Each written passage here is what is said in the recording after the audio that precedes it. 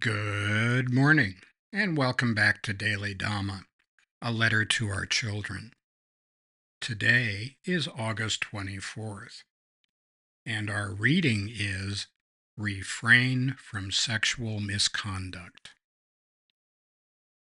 Another precept concerns sexual behavior. Buddhist societies are not known for their puritanical sexual mores, but neither are they as obsessed with sexual identity as the West. The rule hereabouts is to treat others with respect and act with some decorum in public. Western-style behavior is unheard of in these parts. Pole dancing isn't found in fourth-grade classes. It's confined to bar districts.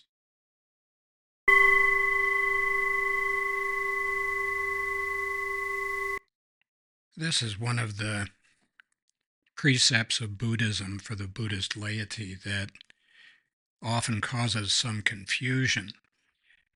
The Buddha didn't go into great detail about different things other than to say if you're chasing somebody else's spouse or you're engaged in that kind of stuff, that you're half-stepping and that's not appropriate behavior.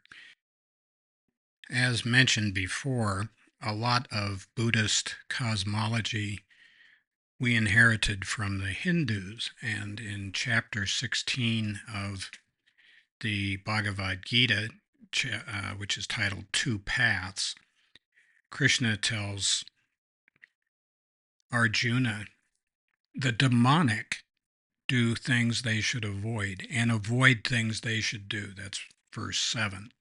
Going on to 8, there is no God, they say, no truth, no spiritual law, no moral order. The basis of life is sex. What else can it be? Holding such distorted views, possessing scant discrimination, they become enemies of the world, causing suffering and destruction. Hypocritical, proud, and arrogant, living in delusion and clinging to deluded ideas, insatiable in their desires, they pursue their unclean ends. Although burdened with fears that end only with death, they still maintain with complete assurance, gratification of lust is the highest that life can offer.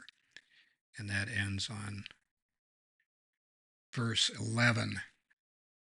Likewise, the Buddha warned against lust, anger, and greed, which he also saw as the three doors to hell, a demonic realm where there is no God, there is no God consciousness. Everything is me and self and my desires and hunger and tanha, which is insatiable hunger. And that's what motivates a lot of the world and always has. These ideas are millennia old.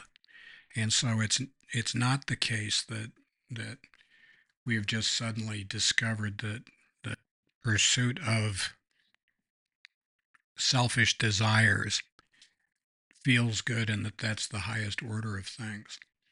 So this month of August is devoted to teachers and teaching. Teachers must be very careful about how much they glorify sexual behavior and I gotta be me and do whatever feels good and like that. The modern world has seen enough of transactional love and codependency.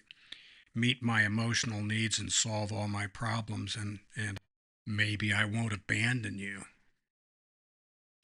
That's not the basis of reciprocal love, based on mutual respect and the recognition of the divine spark within our beloved. Teachers should teach kids how to read and write and leave this other more important stuff to families. Of course, that's just our opinion. So happy trails to you until we meet again.